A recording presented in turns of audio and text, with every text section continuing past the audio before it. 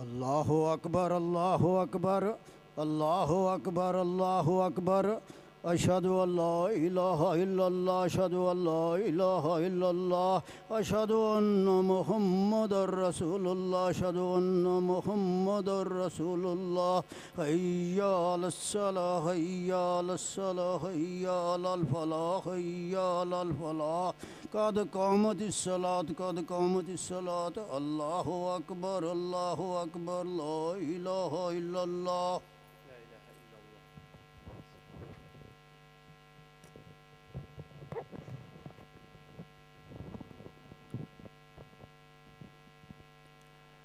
Allahu Akbar.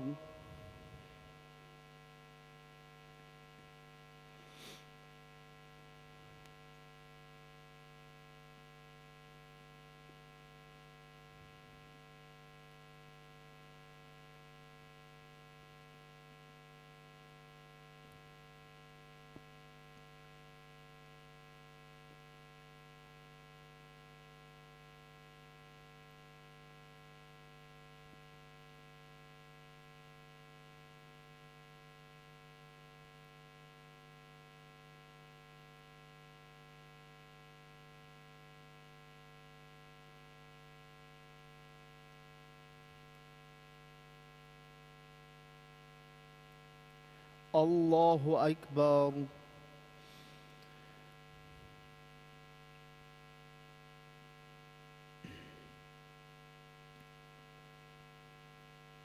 سمع الله لمن حمده.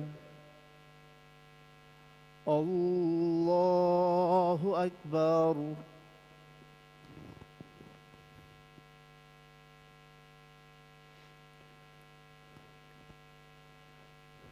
الله أكبر. الله أكبر.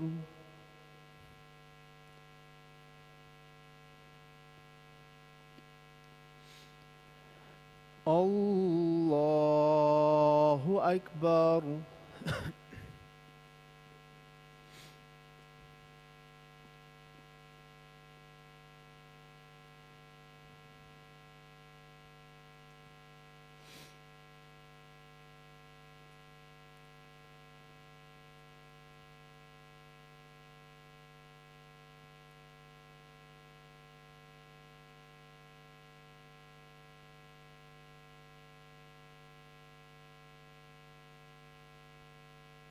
الله أكبر.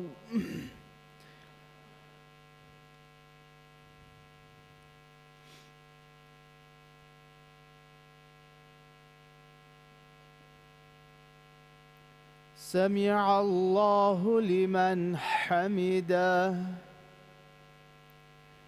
الله أكبر.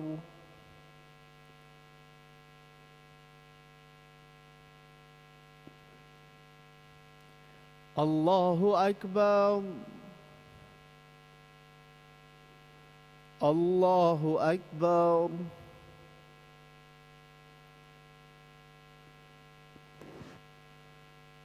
الله أكبر.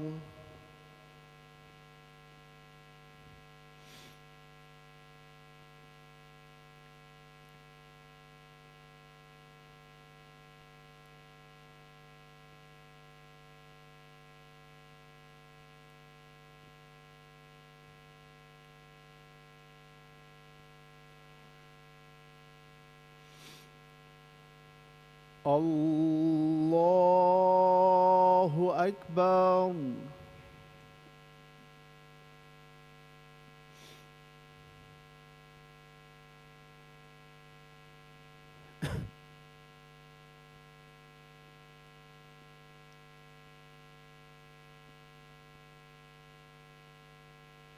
الله أكبر.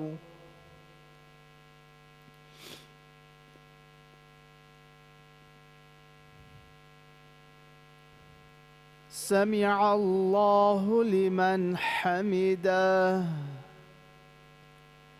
الله أكبر.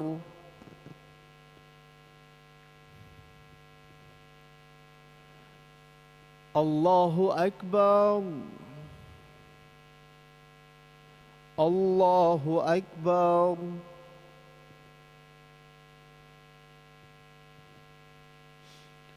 الله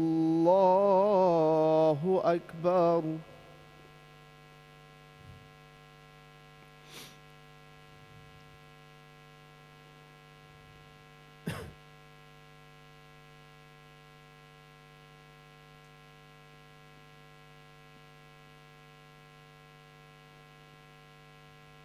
الله أكبر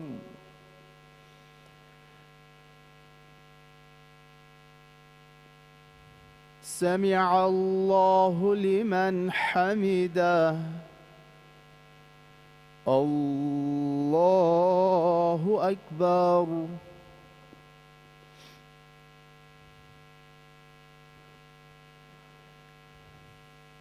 الله أكبر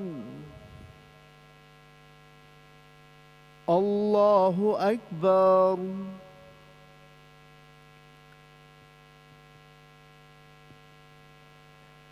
الله أكبر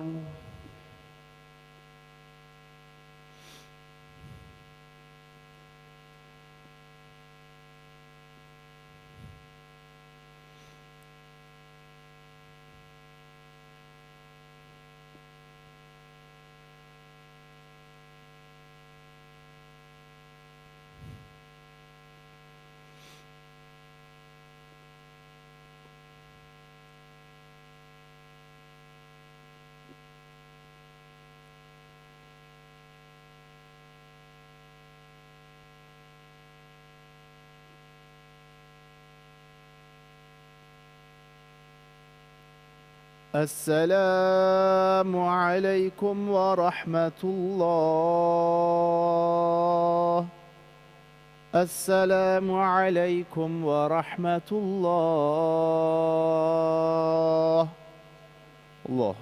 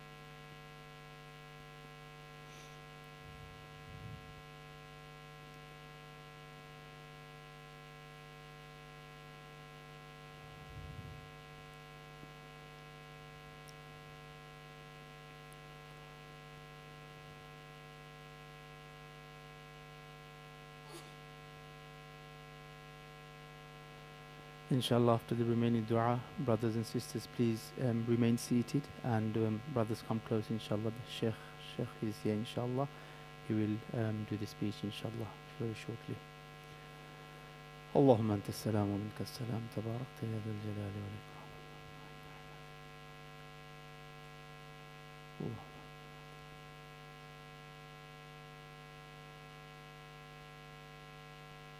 آمين برحمتك يا أرحم الراحمين. Inshallah, come closer, brothers, inshallah.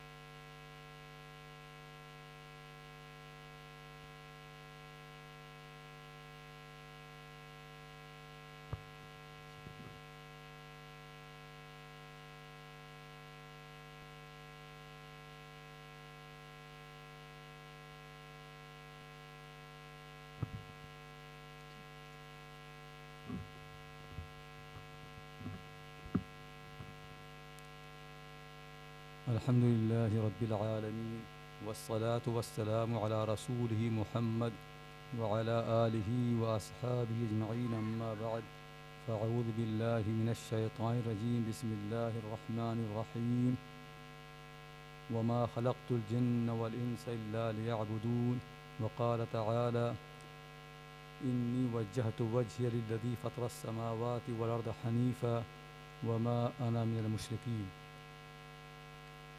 My dear brothers and sisters, Alhamdulillah, this is month of Ramadan, and this is the month of Allah subhanahu wa ta'ala, in which He has made the fasting obligatory fard, and also in the night the prayer is sunnah of the Prophet sallallahu alaihi wasallam. We pray tarawih, and every moment of Ramadan is so precious.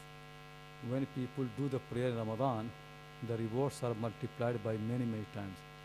When you pray, normally, when you pray like Asr prayer, you get reward.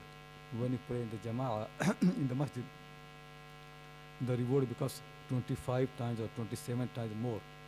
But when people pray the same prayer in Ramadan, in the Jama'ah, the rewards actually are much more than that, multiplied by many times. Similarly, when we read the Quran, for every single letter we get 10 rewards. Like you say Alif Lam Mim. For Alif you get 10 rewards, for Lam you get 10 rewards, for Mim you get 10 rewards.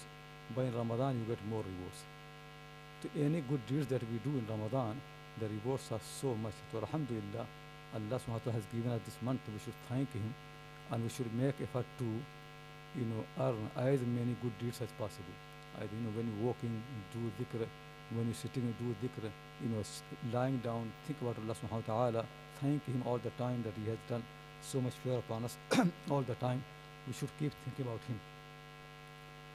Allah subhanahu wa ta'ala, to remind us about His favors and also how to worship Him and how to obey Him, Allah subhanahu wa ta'ala has sent many messengers. The great among them are people like Nuh alayhi salam, Ibrahim alayhi salam, Musa alayhi salam, Isa alayhi salam, and Muhammad sallallahu alayhi salam. They are 5 great messengers. Nuh alayhi salam, Ibrahim alayhi salam, Musa alayhi salam, Isa alayhi salam, and Muhammad sallallahu alayhi wasallam. But there are many more prophets and messengers. Quran has mentioned at least 25 prophets by name. But there are many more prophets. In every nation, Allah sends so many prophets. These prophets, they came to teach people how to worship Allah subhanahu wa ta'ala. Everything else people can know themselves. How to do your business, how to do farming, how to build houses. These things people can work out from their own minds. But how to worship Allah subhanahu wa ta'ala, you can't know from your mind. You must learn from a prophet, from a messenger. If people worship Allah subhanahu wa ta'ala from their own minds, it will not be accepted. When you build a house not from revelation, from your own mind, from your thinking, from experience of the people. But when you worship Allah subhanahu wa ta'ala, you can't worship it from your mind. You can't follow people blindly. There are so many people who worship Allah. Hindu, they worshiping, Sikhs, Buddhists, so many nations. But there's no reward in that, because they worship as they want, according to their culture.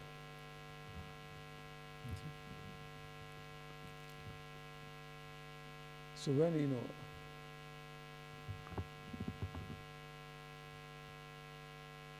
when people worship Allah subhanahu wa ta'ala from their own mind, there no reward in that.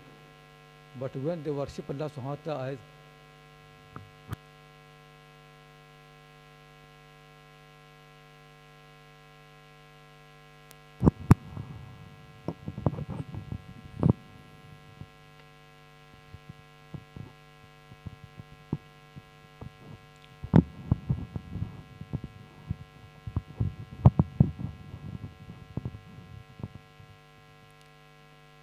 for the ibadah and for the worship, Allah subhanahu wa ta'ala has made this thing very clear in the Quran, that people must worship Allah subhanahu wa ta'ala as they have learned from the Prophet sallallahu alaihi wasallam. From any prophet, when Ibrahim alayhi salam came, people learned from him.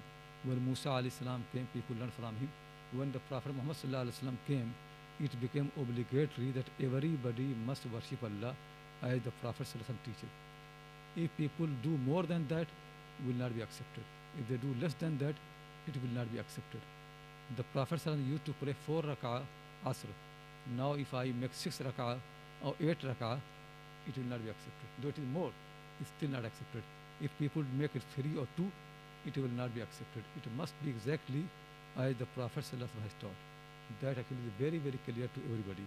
That's why the Quran mentions so many stories of the prophets and messengers. So people learn the story and make effort to make their lives according to the lives of the prophets and messengers. Among them, one of the great messengers is Ibrahim alayhi salam. Ibrahim alayhi salam is very important in the Quran. And actually, when Ibrahim alayhi salam came, after that, all the messengers and all the prophets have been commanded to follow Ibrahim alayhi salam. Every prophet, when Musa alayhi salam came, he had to follow Ibrahim alayhi salam. When Dawood alayhi salam came, Sulaiman alayhi salam came, Isa alayhi salam came, they have been commanded to follow Ibrahim alayhi salam. When the Prophet Muhammad sallallahu alaihi wasallam came, who is actually the best of the messengers, leaders of all the prophets, even he has been commanded that he must follow the Prophet Ibrahim alayhi salam. The Quran says, ثُمَّ أَوْحَيْنَا إِلَيْكَ أَنِ اتَّبِعِ مِلَّةَ إِبْرَاهِيمَ حَنِيفًا. O Prophet Muhammad, then we revealed to you that you must follow the way of Ibrahim alayhi salam.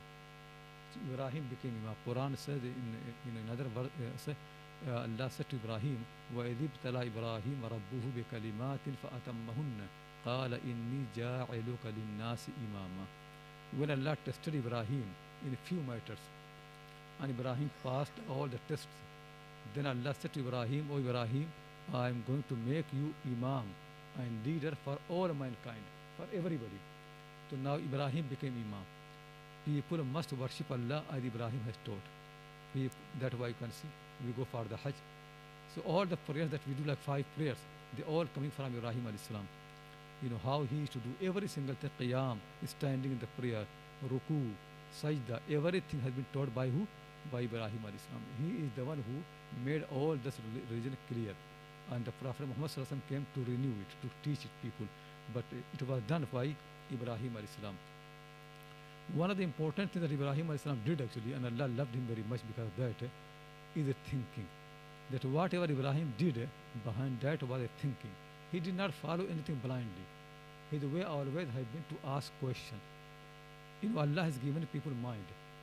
The reason he has given mind is that people think and understand, then they do things. If you don't use the mind and you do things, it will never be good. Anything, for example, when people do farming, business, anything you do, if you don't think it never can be good. So same thing, when people worship Allah subhanahu wa ta'ala, if they don't use the mind, it never can be good. Ibrahim has taught the people how to use the mind, how to think, ask questions about everything. Don't follow blindly. Ibrahim alayhi salam was born in his people. His father used to worship idols. Not only used to worship idols, he used to make idols and sell them. Ibrahim is a young boy, but he's clever. He keeps thinking, asking questions. He says to his father, "Oh my father, why you worship those things which don't hear, can't speak, can't eat, can't drink? Why you worship something like that?" Always asking questions. Ask everybody else. People don't have any answer. His father became angry and he said, "No, don't ask this question again." So much upset. But Ibrahim wants to teach people. One day when they have to go for a festival outside the city, they came to Ibrahim and they say, "We are going for a celebration. Come with us." Young man, Ibrahim was young, and all these young people, his friends, they came and asked him, "Let's go outside and do celebration." So Ibrahim said to the people, "Inni saqib, I'm not feeling well. I'm not well." People left Ibrahim. Then Ibrahim took an axe, came to the temple, and then broke all the idols, except the big one. He hanged the axe in the neck of the big one, and he came home and lied down. Then the people came to the temple and they saw, all the idols are smashed, they're broken. So they said, "Who had done this with our idols?" So people said, "Sami'ana fatan yadhkuruhum yuqalu lahu Ibrahim." We have heard a young man, he used to criticize the idols, always mention them. His name is Ibrahim, he must have done. They called Ibrahim and they asked him, "A'anta fa'alta hadha bi'alihatina ya Ibrahim?" "O Ibrahim, have you done this with our gods? You have smashed them, you have broken them?" Ibrahim said, "Bal fa'alahum kabiruhum hadha fas'aluhum in kanu yantiqun." The big idol, he is the one who has broken all of them. Ask them, they will tell you. So certainly, Ibrahim wants to teach. He's not lying. He just wants to teach people to think. Now they know really. They have no answer. But they wanted to, throw him in the fire and burn him. Allah subhanahu wa ta'ala said to the fire, فَقُلْنَا يَا نَارُ كُونِي بَرْدًا وَسَلَامًا عَلَى إِبْرَاهِيمَ. We said, oh fire, became cool and peace on Ibrahim, and the fire could not harm him. Ibrahim became well known in the society that he's against all the idols, and he has certain questions which nobody can answer. So nobody wants to debate with him, nobody wants to discuss because they have no answer. One day all these people, they used to worship a star, one of the star they used to worship. So they came outside to worship a star. Ibrahim also came. So people realized, maybe idols did not make any sense to Ibrahim, but a star can make sense. A star is high, big thing. So maybe Ibrahim can worship a star. So all the people worshipping a star, and Ibrahim is also there. So Ibrahim said, Haza Rabbi, this is my Lord. A star is my Lord. People became happy that Ibrahim still follows their religion. He did not worship idols, but he can worship a star. But in the morning, the star disappeared. There no more star. Ibrahim al-Islam said to the people, La uhibbul afilin. Those who disappear, I don't worship them. I don't love them. I never like things when they disappear. He wanted to teach them. Actually, this is so powerful sentence in the Quran. Actually, I know after La ilaha illallah, you never can find the Quran something so powerful. La uhibbul afilin. Everybody in this world worships afilin. Just think really, we people all the day are not busy with what? Earning money, getting a position, building the houses. But all these are afilin, they will disappear. One day they will finish. All the money, one day you leave them or they leave you. One day your house, you leave, our house will leave you. This meaning people are not going to live here. Ibrahim is the only person who knows this clearly. What he said, La uhibbul afilin. Those who don't stay, they disappear. They said, I don't love them. I don't like them. Allah loved this sentence so much. Then one day they used to worship moon. They came outside. Ibrahim also said, Haza Rabbi, this is my Lord. Moon disappeared. Again Ibrahim said, no, how can I worship something which disappears, does not remain there? How can I my Lord? We depend on the Lord. We can't do anything without him. Then one day they were worshipping sun. Ibrahim came and Ibrahim said, Hada Rabbi, Hada Akbar. This is my Lord, and this is even bigger. The people are happy that Ibrahim is praising the sun. But in the morning, in the evening, sunset, Ibrahim al-Islam said again, I don't worship those who disappear. And then he said, Inni wajjahtu wajhiya lilladhi fatra samawati wal arda hanifa. You people worship sun and moon and star. You worship idols. You worship the universe. I worship the one who made them from nothing. There was no sun. My Lord made it from nothing. There was no star. My Lord, it made it from nothing. There was no moon. My Lord made it from nothing. I worship, the Lord of the sun. I don't worship the sun, but Lord of the sun. I don't worship moon. I worship the Lord of the moon. So, he makes things very powerful, very clear, and turning the face to Allah subhanahu wa ta'ala alone. Allah subhanahu wa ta'ala loved this from Ibrahim very much. And then Allah subhanahu wa ta'ala made very clear that now the timing of all the prayers should be according to the sentence of Ibrahim. Now people pray according to the meaning of La uhibbul afilin. So the first prayer that you pray is Fajr prayer, isn't? Fajr prayer is before sun rises and after stars and moon are disappear. Very perfect time. So when believers come to the Fajr prayer, then they can say like Ibrahim, La uhibbul afilin. People worship star and moon. People worship sun, but we don't worship sun and moon. We come to our Lord in a time where there is no sun. Stars have disappeared. Moon has disappeared. We worship only Allah alone. We worship the Lord of the sun and the moon and the star. Perfect time for the Fajr prayer. Fajr prayer, most perfect time. Though no sun, no moon, no star, so you can say, when you come to the Fajr, you can say really, I don't worship any of those things. La uhibbul afilin. Then after that, sun rises. Kingdom of the sun. Everybody loves, sun is such a big thing. Everybody knows in the world. And people who worship sun, they come and they worship sun. Then midday comes and sun declines, falls a little bit. That is the time of the Zohar. The sun declines, but Lord never declines. Then now next prayer is Zohar prayer. The Zohar prayer never starts at midday. No, when sun falls, when sun declines. Why? So then you can come for the Zohar prayer. You can make very clear, La uhibbul afilin. Sun can decline, but my Lord never declines. Sun can fall, but my Lord, he never falls. La uhibbul afilin. I don't love those who fall. My Lord, he never forced. The believers come and pray Zuhr and make this point very clear to everybody that you worship sun falls, but my Lord is all the time there.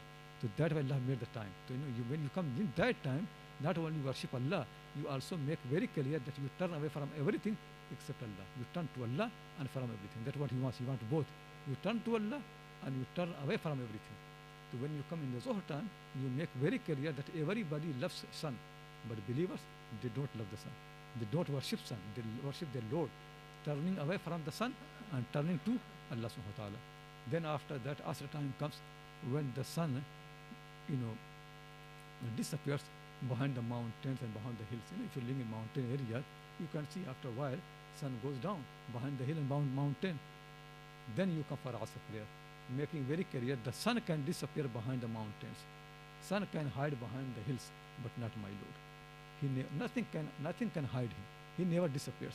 So you pray Asr prayer. Then after that, sun sets. The kingdom of sun has gone, finished. You come for Maghrib prayer, and you pray and you make a point that sun can disappear, sun can set, but not my Lord. My Lord never disappears. La uhibbul afin. I don't love those who disappear. And then after that, even the light of sun goes, and you come for Isha prayer, darkness comes, and you make a point, La uhibbul afidin.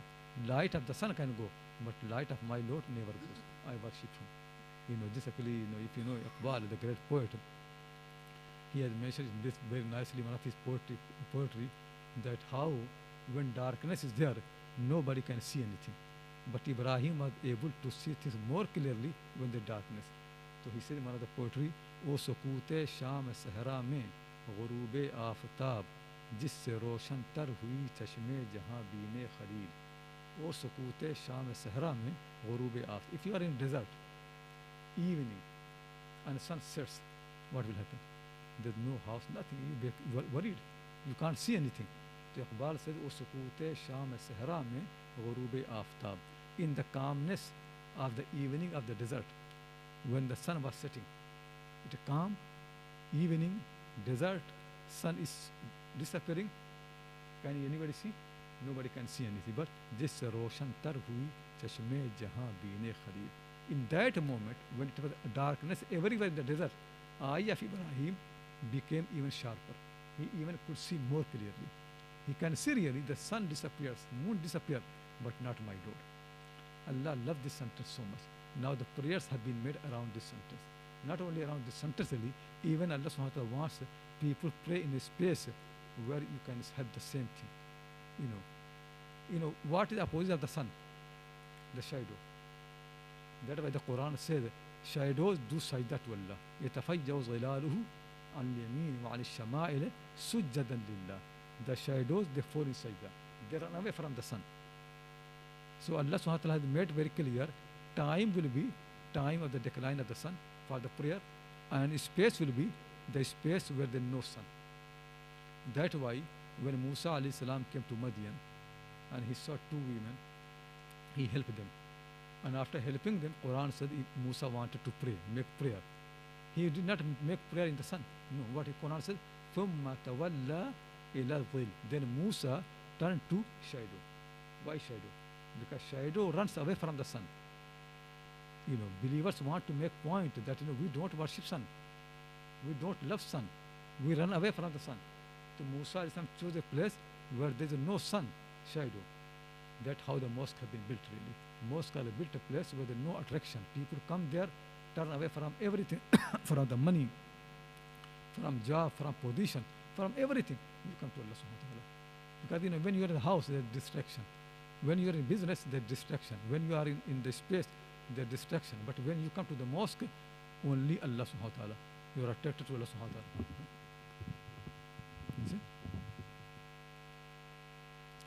So when people are, when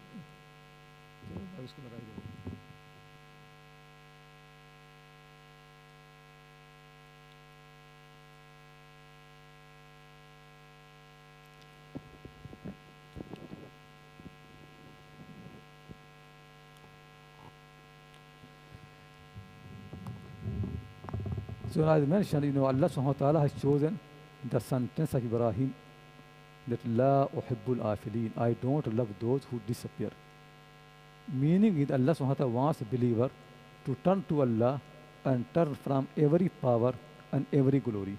Turn away from the sun, from the moon, from the star, from the position, from the money, from every single thing, then come to Allah.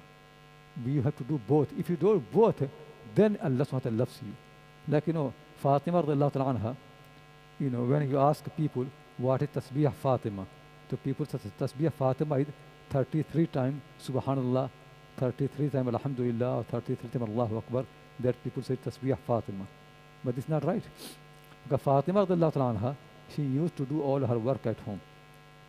So once the Prophet had got some slaves giving to everybody, so Fatima came and she asked the Prophet if she also can have a slave who can help her, who can do the work. So the Prophet said to Fatima, shouldn't I tell you something better than the slave? So Fatima said, what is that? The Prophet said, say Subhanallah 33 times, Alhamdulillah 33 times, Allahu Akbar 33 times, it is better than the slave. So she took the tasbih and left the slave. Did the Prophet ask her, take the slave and tasbih both? To what we do? We have dunya and then tasbih both. We want to combine between both of them. The Prophet did not teach Fatima, take the slave and also say tasbih, and then you get reward more than the slave. No. He said to her, choose one of them. Either slave or something better than the slave. So what she chose? She chose the tasbih. Allah subhanahu wa ta'ala wants you to sacrifice something, then you get him. You turn away from something, then you turn to him. These both are very important. La ilaha illallah. First is you deny everything, reject it. Then you say illallah. Then you surrender to Allah subhanahu wa ta'ala. That's how Allah has made this world. So people leave all the attraction and all distraction. They come to the mosque and pray. So Allah subhanahu wa ta'ala loves that. Because, and that's why hadith of the Prophet, when people do wudu and then they come to the mosque, then for every step that they make, for every step, one sin is removed and one good deed is written. They get reward so much. And then they come to the mosque until the prayer starts and they're sitting there. Their reward is like prayer. They get so much reward like they're in the prayer. Rewards are written for them. Because you do hijrah. Hijrah means you leave something for Allah. So when people come to the mosque, they leave their house, they leave the wife, they leave the children, they leave the business, every single thing, and come there. That's why the Prophet did not like people who come to the mosque and talk. Because they did not do any hijrah. They basically use the mosque for their socialization and talking and gossip. They basically misuse the mosque. Mosque is only for the dhikr of Allah, for the remembrance of Allah. You can learn something, but mosque is not for dunya. Not that people come to the mosque and keep talking. Then no hijrah. Then mosque become basically like house. People should not do that. Why when people come to the mosque, reward is multiplied by many times, 25 times or 27 times. When you go to Makkah and Medina, reward is multiplied by many, many more times. This reward, which is multiplied by many times, it is same for the men and it is same for the women. Allah subhanahu wa ta'ala did not make a distinction in the ibadah between the men and between the women. Both have to worship. There is some difference between the women for some reason, for the family purpose. But for the purpose of worshipping, there is no difference. When month of Ramadan comes, men have to fast, women have to fast. And they get the same reward. When a Hajj becomes obligatory, if the man has enough money to go for Hajj, it is obligatory on him to go for Hajj, and he gets reward. If the woman has enough money to go for Hajj, and she has someone who can accompany her as a mahram, she gets the same reward. When the man gives zakat, he gets the reward. When the woman gives the zakat of her money, she also gets the reward. When a man does any good deed, he gets reward. When the woman does any good deed, she gets reward. Like when she says Assalamu alaikum, she gets reward. When she helps someone, she gets reward. When she is kind to someone, she gets reward. So in this matter of the reward, Allah never made any difference between men and women. Quran said, any male and female, when they do good deed, we write for them. We reward them. If anybody, whether male or female, when they do any good deed, the rewards are for them. That's why the Prophet was very keen that women also attend all the prayers in the mosque. Very, very keen. MashaAllah, in your mosque, women come. But you cannot imagine, there are many mosques in this country, women are not allowed. In India, women are discouraged from coming to the mosque. Many, though actually in Middle East they come, in Makkah and Medina they come, but in many parts of the world they are not allowed. In this country, Leicester and some go north, there are many mosques they don't allow. One of my students, he went to Leicester in the winter, so he phoned me. So he was with his wife. He went to the mosque to pray Zohar. So they said, no, you can pray, but not your wife. She has to pray at home. But he said, but I'm not from here. I'm from Oxford. How can she can go to Oxford and pray there? She need to pray here. They said, no, she must pray somewhere else because she can't pray in the mosque. Then there was a Hindu shopkeeper. His shop was there. She said, okay, she can come and pray in my shop. So then she had to pray in the shop of Hindu. Just think really. The Prophet is so keen for the women and men both to do the prayers. And Muslims all the time in the history, they have been praying. If you go actually Egypt and Syria and Iraq and look in the history, women always have been praying in the mosque. And more than that, actually, the mosque of Haram, Makkah and Medina, women always have been praying there. And now we say that women cannot pray. And the Prophet said in famous hadith in Sahih Bukhari and Sahih Muslim, most authentic hadith, he said, لا تمنعوا إماء الله مساجد الله. Don't stop the women or female slaves of Allah from coming to the mosque. Don't stop them. He made it very clear. Umar when he became Khalifa, he's Amir Mu'mineen. He married, he got a wife, her name is Atika. He did not like her to go to the mosque. His other wives, they used to go, but for Atika, because she was younger, he did not like her to go to the mosque. So people said to Atika, your husband does not like you to go to the mosque. Why are you going? So she said, why my husband does not stop me? The hadith is Sahih Bukhari and Sahih Muslim both. So people said to Umar, why don't you stop your wife? If you don't like her to go to the mosque, why don't you stop her? So Umar said, how can I stop her from mosque when the Prophet said, don't stop the women from going to the mosque? You see, Umar cannot stop. He's Amir Mu'mineen, Khalifa, he has power. He cannot stop, but we stop. So, and the Prophet even actually said, so he found some men, they stop their wives from going to the mosque in the night. Then he made very clear, even don't stop them in the night. Let them come in the night prayer. And one day, the Prophet came very late for Isha prayer, very, very late. So Umar shouted from the mosque, oh Allah, the Messenger, women and children, they're falling asleep. They're so late. Means women were there inside the mosque praying. The women complained to the Prophet ﷺ that there's only one gate in the mosque and men and women both are crowded. We can't push the men. So if you can make a separate gate for the women, then the Prophet made one gate for the women only. Men cannot enter, only women can go. And that's called Babun Nisa, the gate of the women. It is still in the mosque of the Prophet ﷺ. He made that. And after Rahmanullah, he narrated the hadith, he said, since the Prophet made this gate, my master, Abdullah ibn Umar, never entered to the mosque from that gate. And all the wives of the Prophet ﷺ and wives of the companion, they used to pray in the mosque of the Prophet ﷺ regularly. Actually, sometimes, because when there was only one gate, so the Prophet ﷺ realized there's so much crowd, so he said, men should remain in the masjid until the women have left. So when women have gone, then after that men leave the mosque. So then there's no pushing. In the beginning he made this arrangement. So you see how very clearly. And in his mosque, if you know really, if you go to the Medina, you can see his mosque was very small, not like this big mosque. Mosque became big later on. In the beginning, because where his grave is, that was his house. The mosque was very small. And there was no section for the women. Now, if women come to your mosque, nobody can see them. But in the mosque of the Prophet ﷺ, there was no section for the women. Women used to pray in the same hall as the men. They used to be in the back. That's how the Prophet made the arrangement. Men's rows and then women's rows. You mentioned Noman Ali Khan. So, he phoned me that he's building a mosque, his own mosque. So how should he should make a mosque? So I said, make like a mosque of the Prophet ﷺ, Sunnah.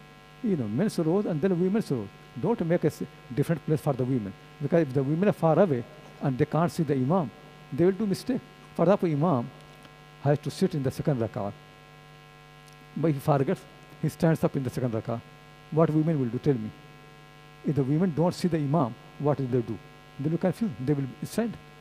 Imam is they will sit and Imam is standing.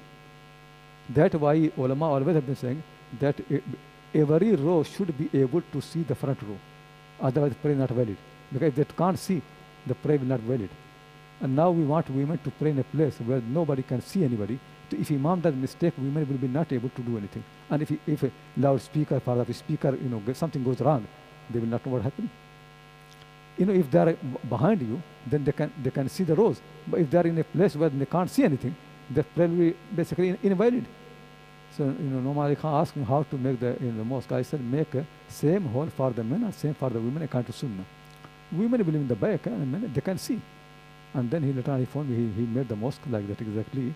I mentioned that is Sunnah of the Prophet in his mosque has been like that. Many people complain, men will see the women. First thing really, nobody comes to the mosque to see the women. Tell me, in this country, if people want to see the women, do they need to come to the mosque?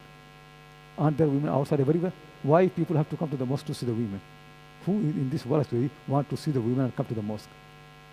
Everybody, women are outside, so many anyway. Why people have to come to the mosque? I think really that, it doesn't make any, and more than that, see, when you go to the Hajj, you do tawaf. Do for the tawaf, you have a separate place for the women, a separate for men. No. You see, even the Prophet did not make two space for men and women. Same space for men, same. Though tawaf is more crowded. If you go for the Hajj, in the Hajj, nearly, 2 million people come. Such a big, more than 2 million people, such a big number of the people come. And after you come from Arafah and Muzdalifah, then you do stoning. And after stoning, you sacrifice the animal. Then between that, then for 3 days, you can do tawaf anytime. Tawaf is fard. Within 3 days, 2 million people have to do tawaf. So what will happen? When men and women in a mind, it's happening. Do in your mosque, women need to push any man? Or men need to push the men? Women? Nobody. If tawaf is allowed in this religion, why not the mosque? Attend the prayer in the mosque. If women can do tawaf with the men, is there any crowd in the world worse than tawaf? When people go to beach, do they push each other? They're crowded. The only place where people push each other and they're so crowded is tawaf. And that is sunnah coming from the time of the Prophet until our time. Nobody ever made the effort to make 2 times, one for men, one for women. Nobody did. Actually, now singing tawaf, if a man is pushed by woman, woman by woman, and the wudu is broken, they come for wudu, then again go, then again wudu is broken, they keep going and coming. It is such a long process. So now Shafi people have been fatwa according to Hanafi madhab, that if men and women are touched in the tawaf, their wudu is not broken. So one of my friend Ahmad Ashur, he mentioned that as Shafi there, his friend, he said, no, I will do tawaf according to Shafi madhab. So he put on the gloves, so that no woman can touch him. So he's doing tawaf. So he said, when I was in the 6th round, an Egyptian old lady came. I worked on so much on this matter. Always in Islamic history, men and women both used to attend the prayer in the mosque. They used to teach there. They used to learn there. In the mosque of the Prophet, a lot of women used to teach. One woman, her name is Fatima al-Batayahiyya. She used to teach in the mosque of the Prophet, Bukhari and other books of the Hadith. And ulama are learning. And you know where she used to teach? She used to sit next to the grave of the Prophet ﷺ. That's how ulama says she used to sit. And not on the side of the feet of the Prophet, on opposite of the head of the Prophet ﷺ. Where the head of the Prophet ﷺ is, that's where she used to sit. And she was old, so when she tired, she used to lean on the wall of the grave. If Muslim used to allow, ulama used to allow the women to sit next to the grave of the Prophet ﷺ and to lean on the grave, it means really so much respect for the women. We have forgotten all this history, that how they used to do. And they used to be very close. Now, people even don't think women can pray in the back. I tell you about the mosque of the Prophet ﷺ. Women used to be so close to the rows of the men. In those days, men did not have enough clothes. So when they go inside, sometimes their private part will be uncovered because they don't have proper clothes. So women complain to the Prophet ﷺ that when men fall inside, their private parts are uncovered. And our eyes fall on that. They're so close, their eye falls on the private part of the men. So what should I do? Tell me what we'll do. We say, okay, make a barrier or make the women pray at home. No. The Prophet never does like that. What he said, the women remain inside until the men have stood up. So eyes not fall. You go inside remain there and men have stood up, then your eye don't fall on the men. That's how he made the arrangement. And he used to encourage them. He says hadith in Bukhari and Muslim and all the books of the hadith, He said, I come to the mosque and my intention is to make the prayer longer, very long prayer. But when I hear the cries of the babies in the arms of their mother, I make the prayer shorter. You see, in our time, many imams will say to the people, don't bring your children because they disturb. But the Prophet never does like that. He can make to prayer shorter, but he never can ask women to leave the mosque. He never can ask women to leave the children because if women leave the children, they can't come. And he wants to encourage them.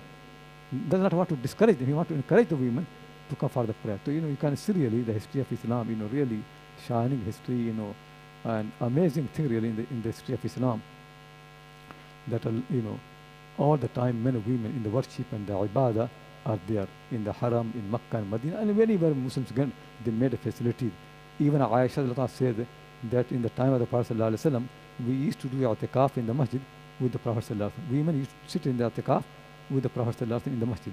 And when he passed away, then we did i'tikaf in the masjid after him as well. They continued to do i'tikaf. Now you cannot think in many mosques women do i'tikaf. People say women do i'tikaf in the house. Though really in the time of the Prophet ﷺ, it never happened that any woman did i'tikaf in the house. Never. Even the time of Khulafa Rashidun, the only place people used to do i'tikaf, men and women, the mosque. I'tikaf in the house never had been. I'tikaf in the house of Allah, not in the house of your house. I'tikaf should be in the house of Allah, but now people give fatwa for the women, they do i'tikaf in their own home. No, they should be able to come to the mosque as men to come. This is Allah's house. They come there. Women also want to be near to Allah, and the men want to have nearness to Allah subhanahu wa ta'ala. So Alhamdulillah, I wrote this book, which became to introduce really. This basically is proper argument, and whatever some people say women's prayer at home is better than the mosque and this all that. So I discuss all those hadiths and proper analyze. So if people have any problem, you can teach them, give the book and they learn from the book, inshallah. That's the whole purpose is because I have seen in this country that so many times people ask women to leave the mosque. They don't allow them to pray. One of my students, she mentioned she was in the women's section in the mosque in London and reading the Quran. Then the men came to her and said, you should leave the mosque because we have more men now, so women cannot stay here. So you see, so women have to leave. If we have to made place for women, they should be there. Men should, you have to make adjustment for the men. But easily you can ask to leave, for women to leave. So this really, not right condition really, and we should make effort. Otherwise, you can see many women also, they feel very badly, especially in the West, when there's so much, movement for women's freedom and this and that. If Muslims don't treat properly, it will harm them. Some of people leave Islam. When my book came, I was in America, so some young ladies came to me and they said to me, we had left Islam. And not only many Muslim women, they became murtad, they left Islam. When we read your book, now we came back again. That the problem not in the Islam, problem is in Muslim men. They are the one who cause problem. Islam does not. The Prophet never taught to stop women from the mosque. People say this thing. The Prophet said don't stop them. But we say we should stop them. So we make a problem. So don't follow the culture. Don't follow what you have seen in the mosque of your village. Follow the mosque of the Prophet ﷺ. Learn really how was the mosque of the Prophet ﷺ. If the women were allowed in his mosque, they should be allowed in any mosque. No mosque is better than the mosque of the Prophet ﷺ. So don't make your mosque in the village as ideal. Don't think, oh, since my mosque nobody women used to come, they should not come anywhere. No, that is a culture. People develop a culture in India and Pakistan and Bangladesh, and now they want to follow that culture. Leave the culture and follow Allah's religion. So now if you have any question, please ask. Yeah.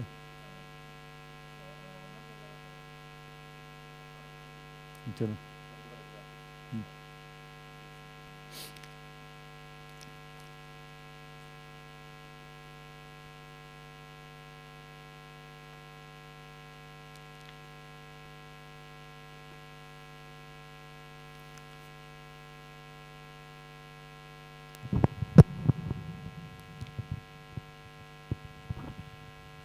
Jazakallah khair, Shaykh. A very insightful, alhamdulillah, lecture that you've given to us. Just there is one question in my mind because based on what I have studied, but what we have been brought up with learning is that there is one hadith that is being quoted about.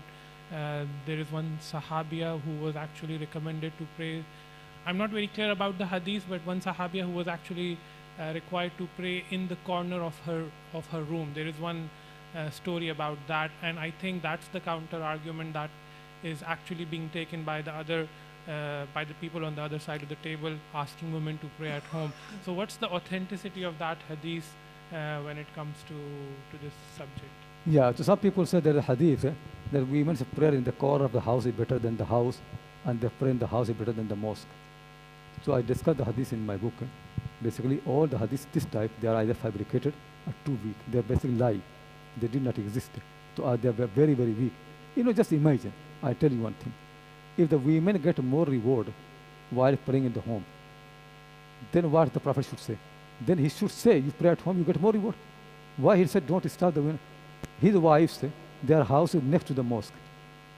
So why they leave the house few more steps to get less reward? Does anybody in the world makes more effort to get less reward? Is that happen anywhere in the world? Tell me anywhere. If, for example, you tell to me that you move a little bit more, you get less reward. Why not move a little bit more? I say, okay, this is fine. If I get more reward here, it is fine to me.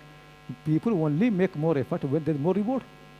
If women get more reward at home, so why they will make more effort to go to masjid, leave their children, they're crying, sun sometimes raining, sometimes darkness in the night. They make all the effort to reduce the reward. Nobody, no clever person in the world will do. And you cannot imagine about the voice of the Prophet they do. They want more rewards. And the Prophet himself will say to the women, why you are making all effort to come here and your babies cry, when your reward at home is more better? So no, this actually nothing. The hadith actually, for this matter, reward is exactly same. Men and women, when they pray in the mosque, they get the same reward. Only difference is, if men don't pray in the mosque, they get sin. But when women don't pray in the mosque, they don't get sin. Reason they don't get sin, because women sometimes they're pregnant, sometimes they're children, sometimes have difficulty. So women don't get sin.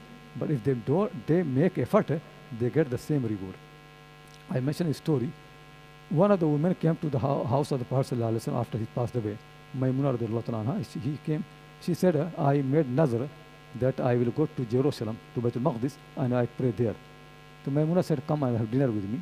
And she had dinner. And then said, the Prophet said, the prayer in my mosque has more reward than the mosque in Jerusalem. Pray here.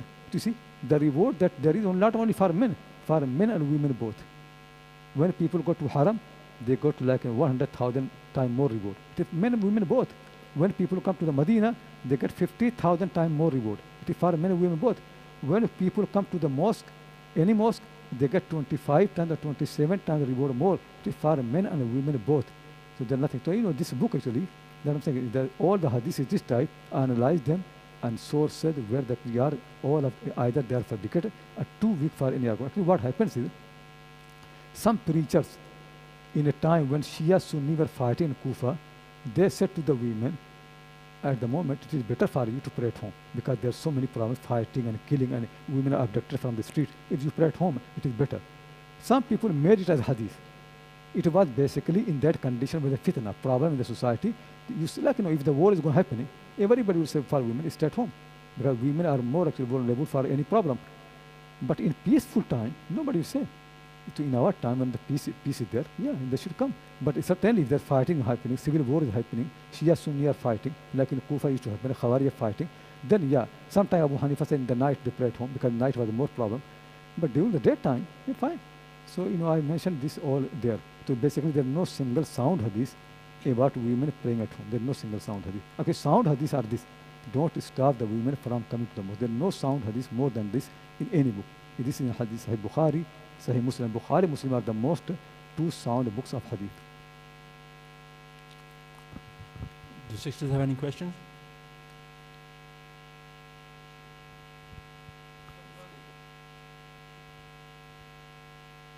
Any questions from sisters? Okay.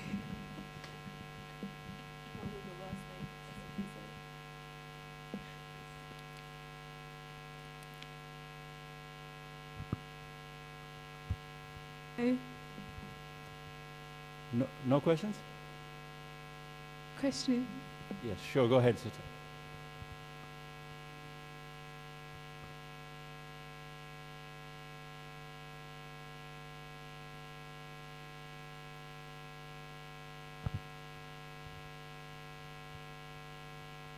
Sister, go ahead.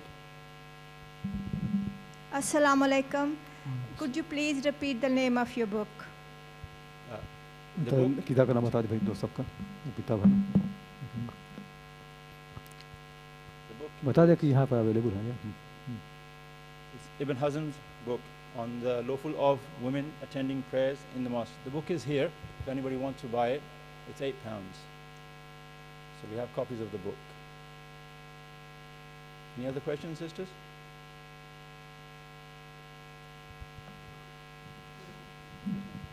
Assalamu alaikum. I have a question about if you take all your children and you go to the masjid and you take all of them, what will happen with your reward?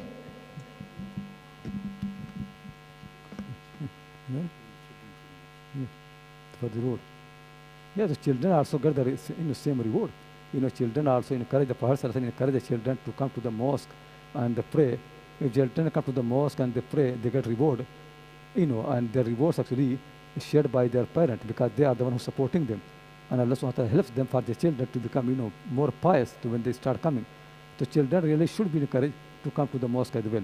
Especially when they are 7, 8-year-old, they can know how to do wudu and they should come.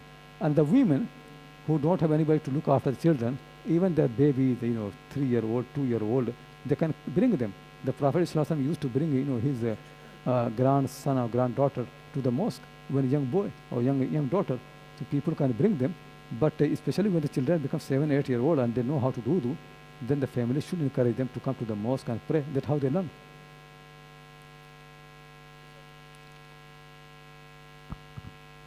Jazakallah Shaykh. I think what you've told us should be an eye-opener for many people around the globe, whoever is listening, inshallah. MashaAllah, very good lecture. So I just wanted to ask you about the intermingling. So I heard that you said when we go for Hajj and the Tawaf, there's intermingling going on, there's touching going on, that's understandable. But in a masjid environment, what would be the basic ethics, generally speaking, when the men and women come together that we should be observing, just to be on the safe side? Yeah, the best thing is that the Prophet said actually, and this is Imam Hanifa and Malik and Shafi, all the Imams have been saying it, Imam will be in the front, then rows of the men, then rows of the children, and then after that rows of the women. That's all. You don't need to make a barrier between men and women. It never happened in Islam. So, you basically, they sit there, and then after that, after Salam, there is a talk going on. They can sit there and they listen to the talk. If they have a question, they can ask question. The Prophet used to teach, and women used to ask question in the mosque. Umar gave a talk in the masjid, khutbah, and during the khutbah, a woman, they ask question. So women are sitting there, men are sitting there, they can ask question, they can discuss, they want to make more explanation, they can do. And when they come, women, they come, they make sure they have proper clothes. And second thing, don't apply the perfume. This is actually what Aisha meant. Had the Prophet seen the women in our time, he would not have allowed them to come to the mosque because they used to start applying the perfume. So she said, when you come to the mosque, don't apply any perfume. Come, because when the perfume on the women, then it's attraction for the men. So if they come simply, they want to worship their Lord, they want to listen to the speech, and it's good, it should be encouraged. And the Prophet actually was very keen even for Eid prayer that the women should come out. Some women said, but we don't pray. He said, even if you don't pray, at least you attend the dua sermons. And some women said, we don't have jilbab. He said, if you don't have jilbab, borrow jilbab from the one who has. So he never liked women to stay. No, go with the people. Is it clear?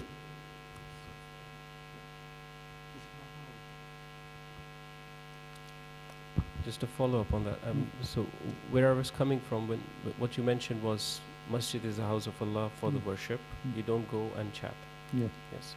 So sometimes this happens in the masjid, not just from the women's side, but also men's side, generally speaking. And from that angle, I was trying to understand when men and women come to the masjid, generally speaking, what should be the act, the code of conduct in the masjid, so just so we all are aware now. The mosque is actually basically the place for the prayer. Remember, the mosque basically is the place of the prayer. Then next to that is reading the Quran. You can read the Quran. Then after learning, you can learn something like fiqh and anything. But any worldly matters should never be discussed in the mosque. So that people should make in talking and chatting, they should not do inside the mosque, whether men or women. when they come, don't ask them to leave. This is not right way. The imam should encourage them to come, but tell them, please, sit separate. Always make effort to improve them. Don't discourage them. The way actually we have made this is that we just ask you to leave. If your finger has got a problem, the way is not to cut the finger. The way is to cure the finger. So if many women come to the mosque and there is a problem, to treat the problem. It's not that to ask them to leave the mosque. This is not how the Prophet. Actually, somebody came to the Prophet and he said to him, in my shop, a young lady came and I kissed her. Tell me what will happen in our society if a man kisses a woman near the mosque. If it happens in Karachi and Lucknow or Delhi, people will burn many cars and this and that. A big problem will happen. This person comes and says, I kissed a woman in my shop. You know what the Prophet did? He turned away from him. Then person came second time, third time, the Prophet did not answer. He just wanted him to feel the guilt. Then after that, the Prophet went for the Zuhr prayer, for a prayer. This man also came for the prayer. After prayer finished, the Prophet asked, where is the man? He said, here I am. The Prophet said, did you pray behind me? He said, yeah, I prayed behind you. The Prophet said, don't you know, innal hasanat yudhibna sayyat, good deeds, they remove the bad deeds? He said, yes. Then he said, is it only for me or for everybody? The Prophet said, it is for everybody. You see, how encouraging the Prophet. Many people do sin. Still he wants to receive them, welcome them. He wants to encourage them. So the way of the Imam and mosque community should be helping. You don't own the mosque. Allah subhanahu wa ta'ala has made you guardian of the mosque or trusted the mosque to help people who come for prayer, not to, to become owner of the place. Allah is the one who owns the place. It's Allah's place. You need to make things easier for the people. So the people of the mosque committee, the mosque should be making effort how to help people. If problem happens, cure the problem, treat the problem, but don't discourage people from coming to the mosque. That will be sin. It should never happen. Jazakallah Shaykh. There's another question by a brother. He's asking that if any brother is stopping his wife or daughter from coming to the mosque, is he getting sin for that? Yeah, so many, when they stop, they get sin actually. Actually, the thing, law in Islam is that even women are not commanded to ask permission for the prayer, because prayer is obligatory. To go for the prayer, actually even some ulama say if Hajj becomes obligatory on the women, they don't need to ask permission. If they get someone who can go with them, they should go because it is obligatory on them. To come into the mosque, wives of the Prophet did not take permission to go to the mosque. Even anywhere in the city, did not take permission. The Prophet got married with his wife, Safiya. When he brought her to the Prophet, did not have house for Safiya, so she had to stay in the house of one of the Ansar. She's staying there. Now other wives of the Prophet, Aisha, Hafsa, they start talking how beautiful she is, and this and that, how women talk. So now they say, okay, let's go and see her. The Prophet does not know they're going to see her because she lives very far away. Then they ask Aisha, you go and put on niqab. So the Prophet never knows who is. So Aisha put on niqab. She went to the house to see how Safiya is. But the Prophet recognized her from her eye. He said, oh, Aisha, ma laki muntaqibatan, why you put on niqab? So you see, the Prophet recognized her. But the Prophet did not say to Aisha, why you left the house without my permission? Why you came here without asking me? Because, within the city, people know really prayer and all this. The men should not be very harsh, really.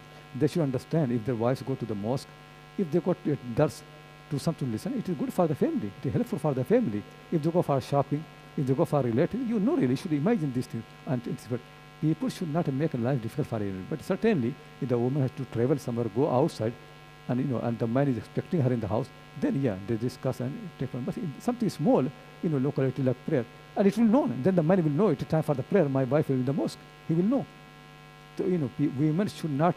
They don't need to ask permission for the prayer, and men should not made obligatory on the women to ask the permission. Men should be flexible in this matter. You have a question about that? Question? Okay. Hello. Assalamu alaikum, Shaykh. This is just following up from the first question that the brother asked about allowing women in the masjid. And there's a hadith which is in Al-Sunnah, which says that there is no doubt that prayer is better. Prayer for women in their house is better for them to pray in the mosque.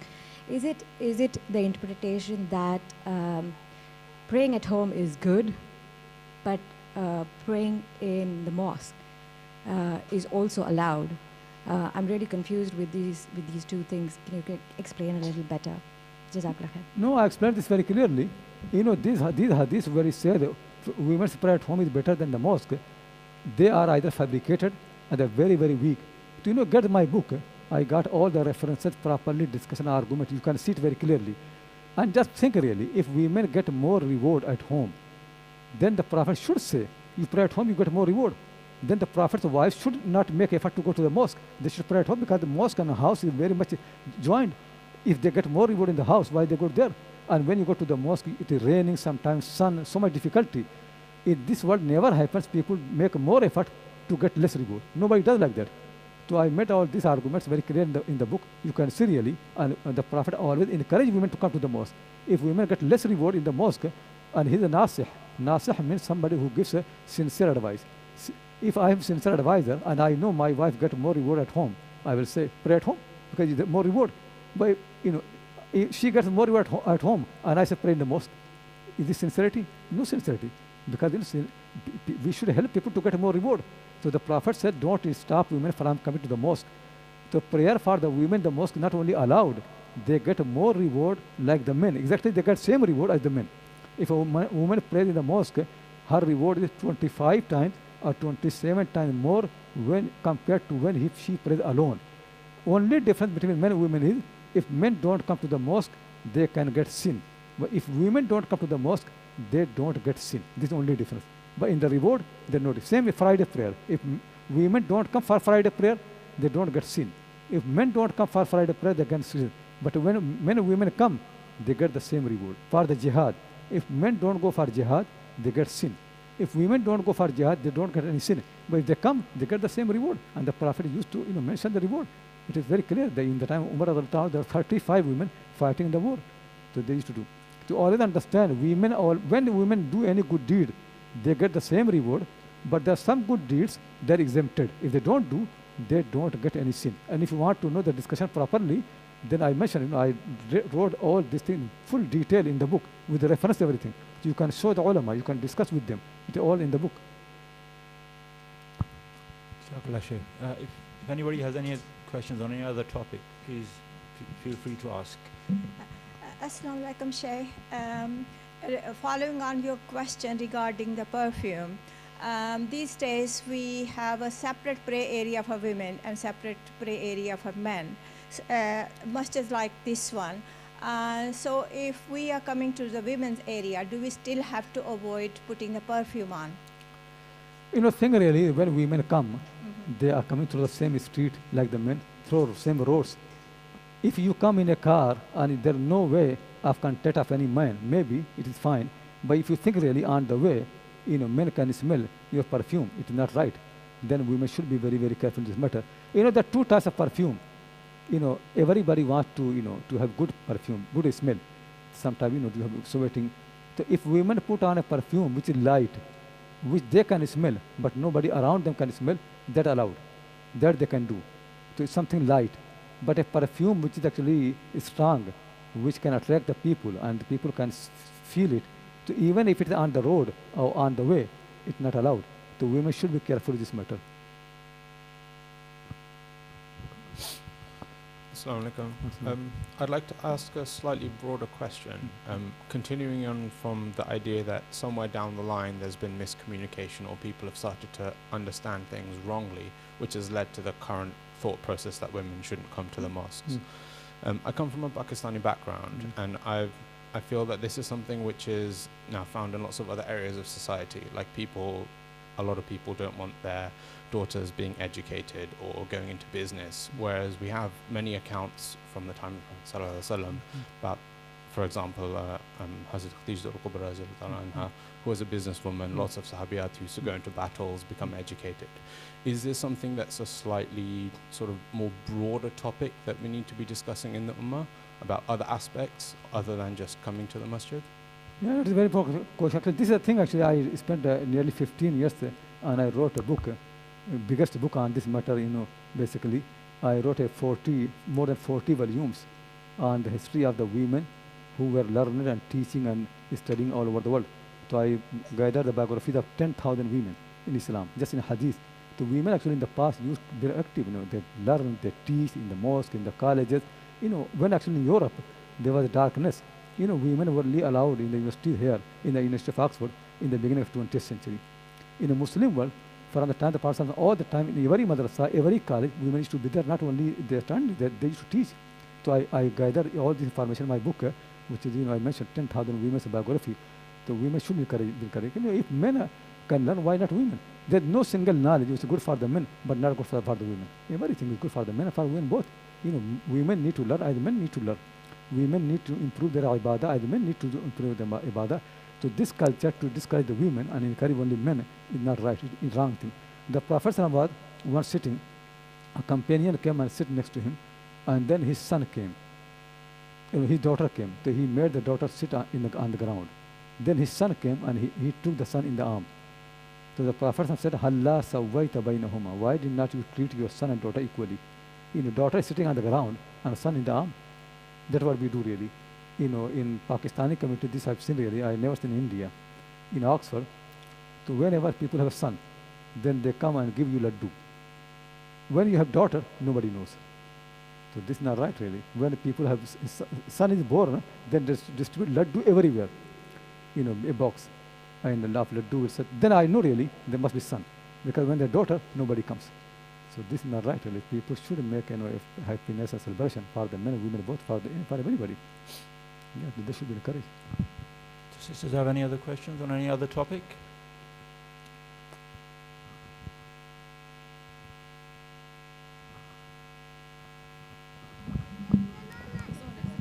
Thank you, Shaykh. Assalamu alaikum. My next question is regarding having the mahram with you when you go for a Hajj. We go to the masjid on our own, we go for shopping on our own, and when we go for Hajj, we are intermingling with men. We can't avoid touching men. So is it still necessary for us to have a mahram to go for Hajj? What happens when you are at your own place, you know how to use things. You know the streets, you know doctors. If anything goes wrong, you can phone. When you are traveling to a new place, you are disoriented. Means you are not in your place. You don't know how to use facilities. Sometimes a woman can fall on the ground. Sometimes something can happen. So who's going to touch her?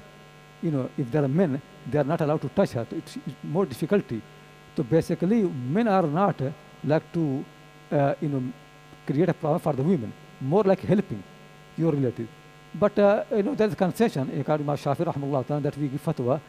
If there are some women going for Hajj, and some of them have got mahram, then other women also can accompany them. Because basically meaning is there are some men, so they can help her, and there are women who can touch if needs can come. So women can travel, if the women have no mahram, they can travel in the group of women if some of them have got mahram. So that is the fatwa of Imam Shafi rahimahullah ta'ala. And in our time really, because sometimes it is very difficult for many men to spend money to go for Hajj with someone. So if there are other women going and some of them got mahram, so I give fatwa, then okay, these women also can come and accompany them, inshallah. Jazakallah, Shaykh. So you mentioned in the beginning women teaching men in the masjid of the Prophet sallallahu alaihi wasallam. I cannot give you the hadith reference, but I've come to know about a hadith where the wives of Rasulullah sallallahu alaihi wasallam used to speak with the companions from the partition, the parda, and so on. So what is the point of view? What is the position here when woman comes and teaches men or anyone, and at the same time we have such a hadith in the same place? What happens is when women are at home, then they are in their normal clothes, and women's clothes are more attractive. Then men should not enter into their house. They should be behind the curtain. That's why the Quran said, وَإِذَا سَأَلْتُمُوهُنَّ مَتَاعًا فَاسْأَلُوهُنَّ مِنْ وَرَاءِ حِجَابٍ. When you come to the house of the wives of the Prophet, don't enter to the house. Ask things behind the curtain. But when women go outside, then the Quran says in the same surah, يُدْنِينَ عَلَيْهِنَّ مِنْ جَلَابِيبِهِنَّ. Then women should put on jilbab. Means they should cover their normal clothes. This jilbab makes women eligible to use public space. Now they can use the road, they can use the mosque, they can use anywhere. So once they put on jilbab, they can teach the men as well. That's actually. So when they're at home, they have no jilbab. Then they need hijab. The curtain between them and between women. So when women used to teach in the house, then women used to sit next to them and men behind the curtain. But when women used to teach in the mosque or in a public space, in the madrasa, in the garden sometime, then there will be no hijab because women already have got jilbab. Jilbab makes them eligible to use any public space. With jilbab, women can travel in a bus, in an aeroplane, on the road, in the classroom, in the masjid, anywhere. That's what the Prophet said. The women said to the Prophet, we can't go outside in Eid because we don't have jilbab. So he said, then borrow jilbab from someone who has extra one. So jilbab makes them eligible to use public space. To always understand that two different people always confuse really. Public space and private space are two different rulings. In private space, women need hijab. In public space, they need jilbab. Is it clear? If you come to see a woman in her house, then you have to be behind the curtain. Because in the house, women are in their normal clothes.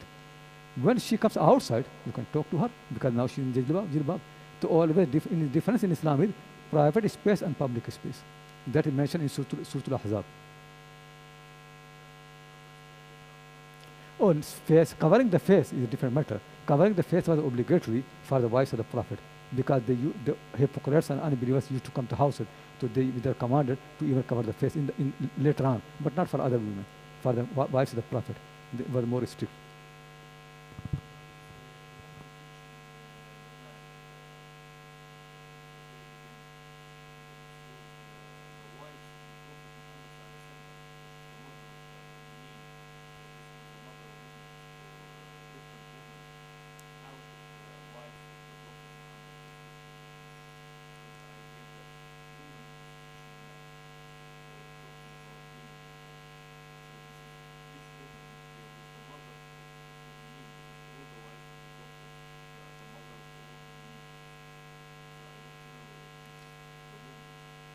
You know.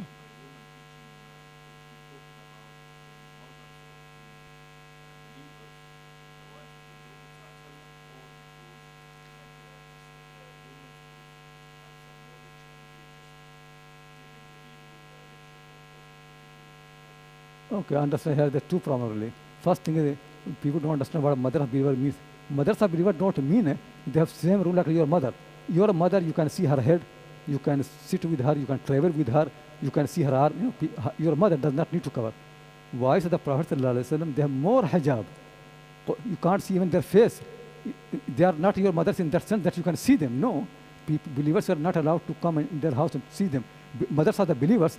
You can't marry them, but you can't see with them. You can't touch them. They are not like your mothers. In that one should understand. Second thing is women who to teach. They are not only wives of the Prophet. Hundreds of them. I mentioned in my book 10,000 women. 10,000 women used to sit and teach in their biographies and Imam the Sahabiyat, their Fatima bint Qais, Asma bint Abu Bakr Siddiq. So many women they used to come and teach in the mosque, and men are learning and women are learning all the time. Women's voice has no problem. And ulama say, Ibn al-Asqalani said in Fathul Bari, one of the biggest commentators, Sahih Bukhari, said, we have been learning from so many women, and and learn from them. Their voice is fine. To women can not only wives of the Prophet. Any women used to teach generally. Wives of the Prophet are mothers, but it does not mean that you can see them. No, they're your mothers. Is still you will be content between them and between you. Their mothers, you have to respect them. You can't marry them, but you can't see them. Yeah.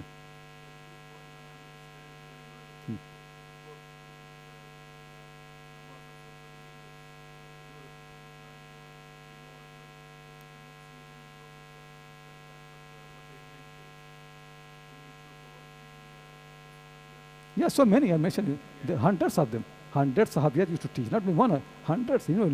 Take my book in Muhaddithat. There's a book, Muhaddithat. The book, the book is there. Look in there. Hundreds of the women sitting there teaching. There are people learning, men, women, everybody learning. In the time of Sahaba, not only later, in the time of Sahaba learning from these women. And their hadith in Bukhari Muslim. Sahaba narrate from these women. There's no relation. And hadith in Bukhari Muslim, they learn from them. It's very common. Any more questions from sisters? If not, we'll take one more question from the brother and then it will be time for iftar.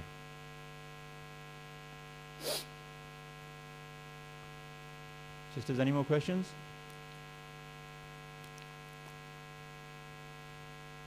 Okay, we'll take one question from the brother and then we'll... So just one last question.